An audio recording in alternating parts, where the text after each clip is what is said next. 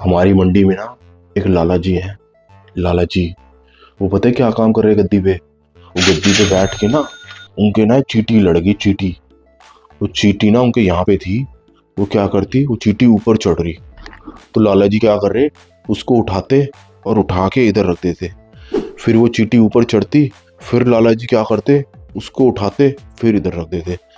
भाई साहब 1 घंटे से यही काम कर रहे लाला जी। तो भाई साहब सामने वाले ने पूछा, कह रहे लाला जी आप ये क्या काम कर रहे हो। तो लाला जी कह रहे बेटा इसको ना मैं थका थका के मारूंगा। भाई साहब तुम्हें होगी जल्दी माल बेचने की। लाला जी सुकून से बैठे, तुम्हारी लिमिट चल रही होगी, तुम्हारा ब्याह चल रहा होगा, तुम्हें भाई साहब माल सुलटाना होगा। लाला जी में बड़ा सब्र है। भाई साहब लाला जी ठंडी करके खाते हैं। लाला जी को कोई जल्दी नहीं है काम करने की।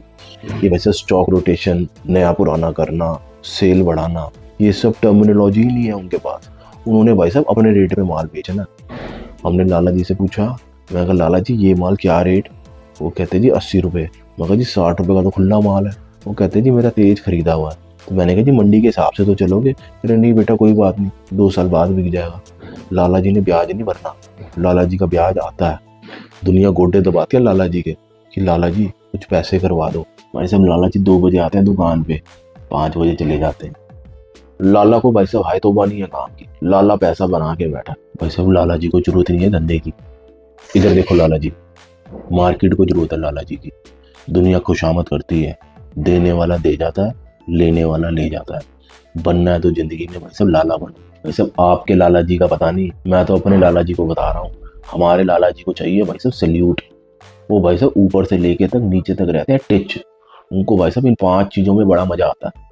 पहला भाई साहब भंडारा लगाने गया। ये भाई साहब 4 बोरी का लगाना, 3 बोरी का लगाना, हलवाई इनका सेट होता है। इनका हर महीने में 3 भंडारे लगते हैं। दूसरा, इन्होंने भाई साहब हर महीने मथुरा, वृंदावन, हरिद्वार, खाटू श्याम जी, उन्होंने बस लेके जानी है 50-100 लोगों की।